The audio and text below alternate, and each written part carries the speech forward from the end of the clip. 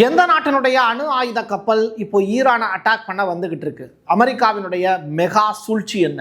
Straight of ஹார்மஸ்ல G7 எடுத்திருக்கக்கூடிய மிக முக்கியமான முடிவு கச்சா எண்ணெயினுடைய விலையில ஏற்றத்தையும் இறக்கத்தையும் மாற்றி அமைக்கக்கூடியதா? அந்த அளவிற்கு பெரிய அப்பாட்டக்கராவங்க அப்படிங்கிற கொஸ்டின் தான் சாதாரண மக்களுக்கு புரிகிற மாதிரி கேட்கக்கூடிய கேள்வி. அதற்கான பதிலும் நம்ம தெளிவாக சொல்ல போகிறோம். ஈரானில் புற்றுநோயை பரப்புவதற்கு அமெரிக்கா பெரிய அளவிலான திட்டத்தை தீட்டிக் கொண்டிருக்கிறது. சக்தியோடு இருந்தால் மட்டும்தான் இங்கே போர் பண்ண முடியும். வறுமையின் பிடியிலையும் வயிற்று பசியோடையும் நோய் நொடியோடையும் ஒரு போரை எதிர்கொள்ள முடியுமா? அப்படி மன ரீதியான ஒரு பெரிய தாக்குதலை நடத்துறதுக்கு ஈரானில் அமெரிக்கா திட்டம் போட்டிருக்காங்க. இது மட்டும் கிடையாது, ஈரான் மட்டும் சும்மா விட்டுருவாங்களா என்ன? நெதன்யாகு ஒப்பா ஒரு சம்பவம் ஒன்று பண்ணியிருக்காங்க. அந்த வீடியோக்குள்ளே நம்ம பேசுவோம். வாங்க பார்க்கலாம் உறவுகளே. இது பிரசாத் சிக்னேச்சர். உங்களுடைய தொழில் சம்பந்தமான விளம்பரங்களை நமது சேனலில் ஒளிபரப்ப உங்களுக்கான அருமையான வாய்ப்பு. Prasad signature media broadcasting private limited. நீங்க நியூஸ் ரீடரா மாறணுமா? கண்டென்ட் கிரியேட்டரா உருவாகணுமா? சேட்டலைட் சேனல்ல ரிப்போர்ட்டரா வேலை பார்க்கணுமா? டாக்குமெண்ட்ரி மேக்கிங்ல இருந்து ஜேர்னலிசம் பற்றிய முழுமையான பயிற்சி பெற உங்களுக்கான அருமையான வாய்ப்பு. எங்களை தேடி வாங்க. ஆன்லைன் மற்றும் நேரடி பயிற்சி வகுப்புகளும் சர்டிபிகேட் கோர்ஸாவை கத்துத்தரும். மீடியா துறையில் 10 ஆண்டுகளுக்கு மேல அனுபவம் உள்ளவர்கள் பயிற்சி கொடுப்பார்கள். வாய்ஸ் ஓவர் தொடங்கி வாய்ஸ்லெஸ் பீப்புளுக்காக உங்களை சிறந்த ஜேர்னலிஸ்டா உருவாக்க வேண்டியது எங்களோட பொறுப்பு. ஸ்கூல்ஸ் அண்ட் காலேஜஸ்ல ஜூனியர் ஜேர்னலிஸ்ட்ங்கிற பேர்ல ஒர்க் ஷாப்பும் கண்டக்ட் பண்ணி கொடுக்கிறோம். மோட்டிவேஷனல் ஸ்பீக்கரா கடந்த 15 ஆண்டுகளா கல்வி நிறுவனங்களுக்கு நிகழ்ச்சிகளும் நடத்தி தரோம். தொடர்புக்கு 9944790333 94493594 prasadsignature@gmail.com. தென்னிந்தியாவின் கட்டடக்கலை ராஜாக்கள் creator constructions and north west interiors. உங்களோட கனவு இல்லத்தை பிரம்மாண்டமா கட்டி கொடுக்குறாங்க கிரியேட்டர் கன்ஸ்ட்ரக்ஷன்ஸ். அதோட கட்டி கொடுத்த வீட்டை இன்டீரியர் பண்ணி அழகாக்குறாங்க நார்த் வெஸ்ட் இன்டீரியர்ஸ். தொடர்புக்கு 72907991. நீண்ட நாட்களுக்கு பிறகு அமெரிக்கா அப்படிங்கிற அந்த விஷயம் இப்போ உலகம் முழுவதும் ஏகப்பட்ட சம்பவங்களை செஞ்சுக்கிட்டு இருக்கு. அதில் ஒன்று தான் ஈரான் மீது நடத்தக்கூடிய போர். அமிலமழை அப்படிங்கிற ஒரு விஷயம். அதாவது எண்ணெய் ஆலைகளில் டைரக்டாக அட்டாக் ஏற்படுத்தி அது மிகப்பெரிய அளவில் வெடித்து சிதறி வானத்தில் நீராவியோடு சேர்ந்து கலந்து அதற்கு பிறகு மழை பொழிய வச்சு அது ஒட்டுமொத்த மக்களுக்கும் பெரிய அளவிலான பாதிப்பை ஏற்படுத்திக்கிட்டு இருக்கு. இதுதான் ஈரானில் நடந்துக்கிட்டு இருக்கக்கூடிய விஷயம். ஸோ பிளாக் ரைன் அப்படிங்கிறது நேற்றைய தினம் அது தொடர்பான வீடியோக்களை நம்ம போட்டிருந்தோம். பெட்ரோலியம் எரியும் போது டைரக்டாக அது சல்ஃபர் ஆக்சைடு, நைட்ரஜன் ஆக்சைடு மற்றும் நச்சு கலந்த ஹைட்ரோ கார்பன்களை வெளியிடுது. இப்போது அது மழையோடு கலக்கும்போது அவை சல்ஃபியூரிக் ஆசிட் ப்ளஸ் நைட்ரிக் அமிலமாக மாறுது. ஒரு சின்ன சேஞ்ச் ஓவர் நடக்குது. அமிலமழை அப்படிங்கிறது நம்மளுடைய சருமம் இருக்குல்ல, அதில் ரசாயன தீக்காயங்களை ஏற்படுத்துமா. இந்த சல்ஃபியூரிக் ஆசிட் அப்படின்னு சொல்லுவாங்க. இன்னொரு பக்கம் என்னென்னா வெள்ளை பாஸ்பரஸ் அப்படிங்கிற குண்டுகளை லெபனான்லையும் வெஸ்ட் பேங்க் ஏரியாவிலையும் தொடர்ச்சியாக இஸ்ரேல் வீசினாங்க. அங்கே இருக்கக்கூடிய மக்களுடைய கைகளில் அது பட்டு கொப்பளங்களாக மாறுச்சு. சாகலை அவங்க, ஆனால் வெறுமனா அந்த வெள்ளை பாஸ்பரஸ் பட்டு கொப்பளங்களாக மாறுச்சு. இது எல்லாம் காசாவினுடைய போறப்போ நடந்த நிகழ்வுகள். இப்போது அது அமைதியாக இருக்கா அப்படின்னு கேட்டால் அதற்கான பதிலடி தான் இப்போ ஈரான் கொடுத்துக்கிட்டு இருக்காங்க. அது வேறு விஷயம். பட் நுரையீரல் பாதிப்பு, காற்றில் தொற்று நோய் பரவுவதற்கான வாய்ப்பு அப்படிங்கிறது ஏகப்பட்டது இருக்குன்னு சொல்கிறாங்க.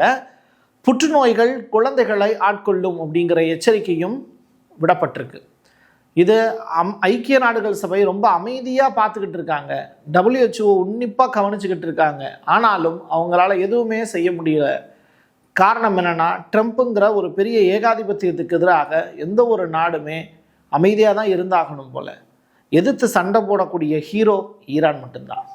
சரி, இப்போது இவர் தான் புதிதாக ஈரானுக்கு தேர்ந்தெடுக்கப்பட்டிருக்கக்கூடிய நியூ லீடர் முஸ்தபா.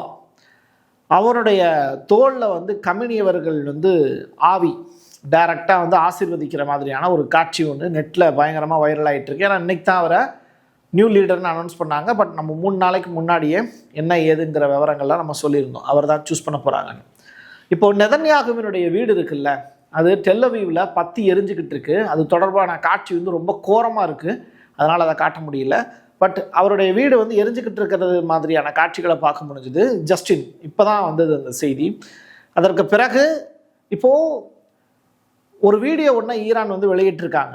அதாவது அயத்துல்லா கமினி அவர்களுடைய மரணத்தை மற்ற நாடுகள்லாம் கொண்டாடிக்கிட்டு இருக்கீங்க, அடுத்து பாருங்க நியூ லீடர் வந்துட்டாரு அப்படின்னு சொல்லிட்டு இந்த முஸ்தபா கமினி அவர்களுடைய உருவத்தை வைத்துக்கொண்டு இந்த மாதிரி பயங்கரமாக ஒரு வீடியோ ஒன்று வெளியிட்டிருக்காங்க. இந்த வீடியோவை பார்த்து அவங்களுடைய ஈரானியர்கள் எல்லாம் ரொம்ப ஹாப்பி. புதியதொரு தலைவர் வந்து அறிவிச்சிக்கப்பட்டிருக்கார் அப்படின்னு சொன்ன உடனே அதற்காக பாடல்கள்லாம் போட்டு, அதற்கு பிறகு அவர் சொன்ன அனௌன்ஸ்மெண்ட்டு தான் அதில் பெரியது. அவர் அதை வரிசையாக நான் சொல்கிறேன் அவர் என்ன அனௌன்ஸ்மெண்ட்லாம் பண்ணியிருக்காரு அப்படின்னு.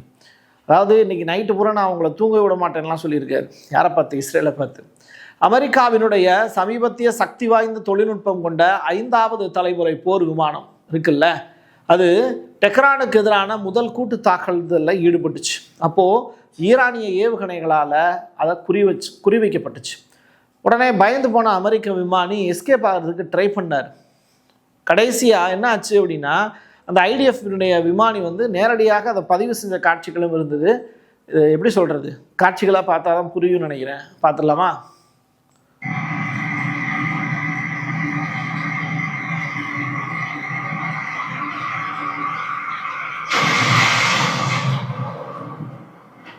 அதெல்லாம் வெடிச்சு செதறிடுச்சு. இதுதான் கிடச்சிருக்கக்கூடிய விஷயம். சரி, இப்போ ஈரானுடைய இஸ்ஃபகான் அப்படிங்கிற அந்த நியூக்ளியர் சைட்டில் ஒரு ட்ரோன் உற்பத்தி ஆலை அமெரிக்கா மற்றும் இஸ்ரேலிய ஒருங்கிணைந்த வான்வெளி தாக்குதலால் குறிவைக்கப்பட்டுச்சு. தொடர்ச்சியாக அந்த நியூக்ளியர் சைட்டை க்ளோஸ் பண்ணணும்னு ட்ரை பண்ணுறாங்க, முடியலை. தாக்குதலில் முக்கியமான இராணுவ தளங்கள் வந்து குறிவைக்கப்பட்டதுன்னு சொல்கிறாங்க. இஸ்ஃபகானாலே என்னது, நியூக்ளியர் சைட்டு தான். அதில் அட்டாக் பண்ணி யுரேனியம் செறிவூட்டலை தடுத்து நிறுத்துறதுக்கு ஒரு ட்ரை பண்ணுறாங்க. இப்போது நான் அணு ஆயுத கப்பல் ஒன்று சொல்லியிருந்தேன்ல, அது வந்து எங்கிருந்து வருது அப்படின்னா ஃப்ரான்ஸ்லேருந்து வருது. ஃப்ரான்ஸை தன்னுடைய அணு ஆயுதம் தாங்கிய கப்பல்களை எங்கே அனுப்புகிறாங்க? டைரெக்டாக மத்திய கிழக்கு நாடுகளுக்கு அனுப்புகிறாங்க. அதனுடைய பேர் தான் சார்லஸ் டி கோல் அப்படிங்கிறது. இந்த விமானம் தாங்கிய கப்பல் வந்து பார்த்திங்கன்னா அணுசக்தியால் இயங்கக்கூடிய ஒரே ஒரு கப்பல் அமெரிக்காவுக்கு அப்புறம் இவங்களோட்டு தான் இருக்குது. பனிப்போருக்கு பிறகு மேற்கத்திய உலகம் மிகப்பெரிய கடற்படை கப்பல் ஒன்று இப்போது டைரெக்டாக மிடில் ஈஸ்ட்டில் கொண்டு போய் சேர்க்குறாங்க. ஏற்கனவே யுஎஸ்எஸ் ஆப்ரஹாம், யுஎஸ்எஸ் ஜெரால்டு உள்ளிட்ட 3 கப்பல்கள் வந்து அங்கே இருக்குது இங்கே மிடில் ஈஸ்ட்டில். இவை அனைத்துமே 21 நாட்டிகள் மைல் தூரத்தில் தான் நிப்பாட்டப்பட்டிருக்கு. இங்கே ஈரானுடைய ஸ்ட்ரெயிட் ஆஃப் ஹார்மஸ்க்கு பக்கத்துலையே நிப்பாட்ட வச்சுருக்காங்க. ஸோ கடல் வழி போர், இன்னொரு புறம் என்னது, வான்வழி போர். அப்போ தரைவழி போர் எப்போ நடத்த போகிறாங்க பார்ப்போம். கச்சா எண்ணெய் விலை உயர்வை தடுக்கிறதுக்கு தங்கள் நாடுகளுடைய எண்ணெய் இருப்பை விற்பதற்கு இப்போ G7 அமைப்பு ஒத்துக்குச்சு அப்படின்னு சொல்கிறாங்க. பட் இதை செயல்படுத்துவாங்களா அப்படின்னு கேட்டால் கொஸ்டின் மார்க்கு. 30% எண்ணெய் சேமிப்பை சந்தையில் செலவு செய்கிறதுக்கு சம்மதமும் தெரிவிச்சிருக்காங்களாம். இதில் ரஷ்யா ஒரு காலத்தில் உறுப்பினராக இருந்தாங்க. அப்போ அது G8 இருந்தது. இப்போ ரஷ்யா கலண்டதுனால அது G7 அமைப்பாக இருக்குது. 400 மில்லியன் பீப்பாய் விற்கப்பட்டுச்சுன்னா எங்கே, இப்போ இந்த இட்டாலி, ஜெர்மனி, ஃப்ரான்ஸு, அமெரிக்கா, அதாவது இந்த நாடுகளில் இருக்கக்கூடிய கச்சா எண்ணெய் 400 பில்லியன் பீப்பாய் விற்கப்பட்டுச்சு அப்படின்னா $15 அளவிற்கு குறையிறதுக்கு வாய்ப்பு இருக்குது அப்படின்னு சொல்கிறாங்க. அதாவது ஒரு பீப்பாய் வந்து $105 விற்கப்படுவதற்கான வாய்ப்பு இருக்குது அப்படின்னு சொல்கிறாங்க. பார்ப்போம். இதை வந்து G7 இப்போதைக்கு தான் வந்து யோசிச்சுருக்காங்க. அதை செயல்படுத்தும் போது எப்படி வந்து தாக்கம் இருக்குங்கிறத பொறுத்து தான் பார்க்கணும். அதுக்குள்ளே ஒரு பீப்பாயோட ரேட்டு $200 போயிடும் போல். சரி, ஜோர்டானில் இருக்கக்கூடிய அமெரிக்க தளங்களை பாதுகாக்கிறதுக்கு உக்ரைன் வந்து இப்போ உதவி செய்ய வராங்க. இவரை காப்பாற்றுறதுக்கே ஒரு ஆள் வேணும், இவர் இன்னொருத்தரை காப்பாற்ற போகிறாராம். ஈரானிய ட்ரோன் தாக்குதலில் இருந்து அமெரிக்க இராணுவ தளங்களை பாதுகாக்கிறதுக்கு கீவ் வந்து இடைமறிப்பு ட்ரோன்களை, அதாவது டைரக்டாக ஏர் டிஃபென்ஸ் சிஸ்டம், அது எல்லாத்தையும் ஸ்ட்ராங் பண்ணுறதுக்கான வேலைகளை செய்கிறாங்க. இதெல்லாம் வந்து எங்கே கொண்டு போய் வைக்கிறாரு? ஜோர்டானில் கொண்டு போய் இறக்குறாரு. பார்ப்போம், அமெரிக்கா சொல்கிறது அப்படியே கேட்குறாரு அப்படின்னு நியூயார்க் டைம்ஸ் வந்து ஜெலன்ஸ்கிக்கு வாழ்த்துக்களையும் பதிவு செஞ்சுருக்காங்க. தரைப்படையை ஈரானுக்கு எப்போது அனுப்ப போகிறீர்கள் அப்படிங்கிற முக்கியமான கேள்வியை ட்ரம்ப் கிட்ட கேட்குறாங்க ரிப்போர்ட்டர்ஸ். ஆப்கானிஸ்தானில் வாங்கிய அடி வந்து நினைவில் வந்திருக்கும் போல் தலைவருக்கு. அடுத்து டக்குன்னு வந்து வடிவேலு மாதிரி அந்த இந்த எங்கே மூத்தர சந்துக்குள்ளே வச்சு அடித்தாங்க அப்படிங்கிற கதையாக வந்து ஒரு மேடையை போட்டு பேசுவார்ல, காலில் விழுந்து கதறினா கேட்கலையே, எப்படி அடிச்சிங்க, ஒரு தண்ணி வாங்கி கொடுத்து அடிச்சிங்களா அப்படின்னு. ஸோ அவருக்கு கேட்குற தண்ணி வேறு. அது மாதிரி இந்த தரைப்படை அப்படிங்கிற ஒரு விஷயத்த அப்ளை பண்ணுறதுங்கிறது ட்ரம்ப்புக்கு இருக்கக்கூடிய நெருக்கடி. ஏன்னா வியட்நாம் போரில் தரைப்படையை இறக்கி தான் அவங்க அடி வாங்கிட்டு வந்தாங்க. ஆப்கானிஸ்தான்லேயும் அதே மாதிரியான ஒரு நிலை தான். இப்போது அடுத்த கட்டமாக வந்து பார்த்திங்கன்னா குர்திஷ் படையை இறக்குறதுக்கு ட்ரை பண்ணாங்க. அவங்களும் என்ன பண்ணிட்டாங்க, நாங்கள் ஈரான் மாதிரி வலிமையான நாடு கிடையாது, ஸோ அவங்க ஏரியாவுக்குள்ளே போய் நாங்கள் ஒன்றும் பண்ண முடியாதுன்னு சொல்லிட்டு விலகிட்டாங்க. அதையும் இவர் எப்படி பண்ணிட்டார் அப்படின்னா, நான் தான் விலக சொன்னேன் அப்படிங்கிற மாதிரி கொண்டு போயிட்டார். எது எப்படியோ அடுத்து என்ன அப்படிங்கிறத நீங்கள் பார்ப்பீங்க. டைரக்ட் ஆன்சர் கிடையாது, அனுப்பலை, அதெல்லாம் சொல்லலை, அடுத்தடுத்து பார்ப்போம் அப்படின்னு சொல்லிட்டார். இப்போ நான் ஒரு முக்கியமான விஷயத்துக்குள்ளே நம்ம நகர போகிறோம். ஏன் ஈரான் அமெரிக்காவை வெறுக்குது அப்படிங்கிற கொஸ்டின் மார்க்கு.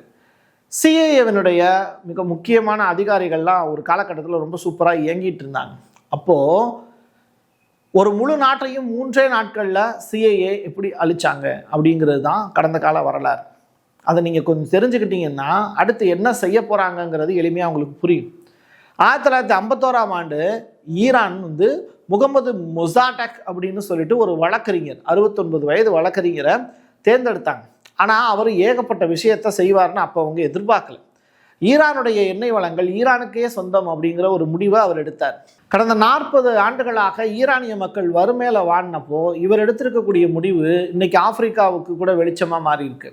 அந்த முடிவு என்ன தெரியுமா? பர்கினோ ஃபாசோவில் வந்து இப்ராஹிம் டூரை எடுத்தார்ல, ஆப்பிரிக்காவில் கிடைக்கக்கூடிய தங்கம் ஆப்பிரிக்காவுக்கு தான் அப்படின்னு. அது மாதிரியான ஒரு முடிவை அவர் எடுத்தார். இதை பார்த்த பிரிட்டிஷ் நிறுவனங்கள் ஈரானுடைய எண்ணெய் லாபத்தில் 85% அவங்க தான் எடுத்துக்கிட்டு இருந்தது பறிக்கப்படுது அப்படிங்கிறதுனால அவங்களுக்கு கோபம் வந்தது.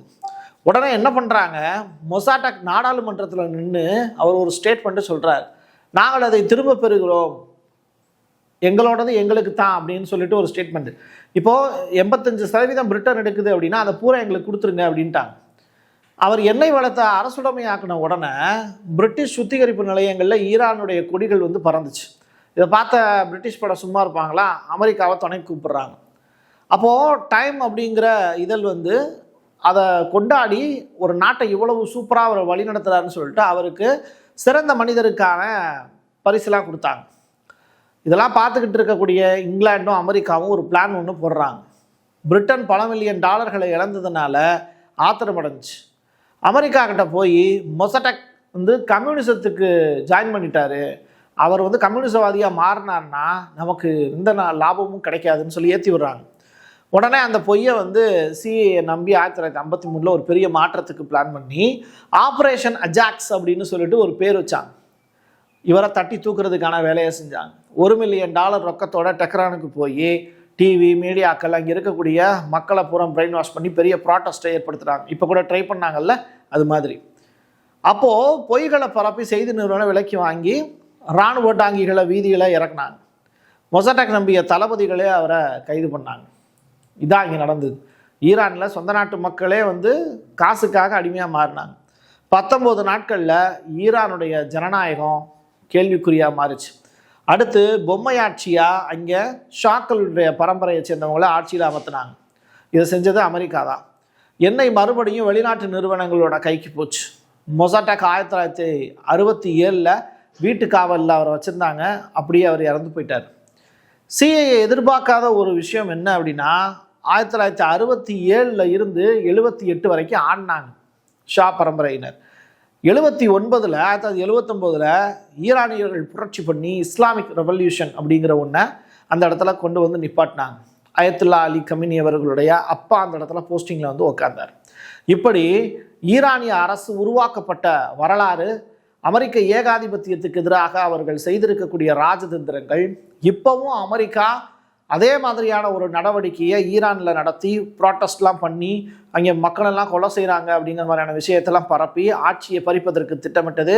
அதை இஸ்லாமிக் ரெவல்யூஷன் வந்து க்ளோஸ் பண்ணி கமினி அவர்களுடைய வீர மரணத்திற்கு பிறகு இப்போ அவருடைய பையன் வந்து வழி நடத்துறதுக்கு தேர்வு செய்யப்பட்டிருக்கிறார்.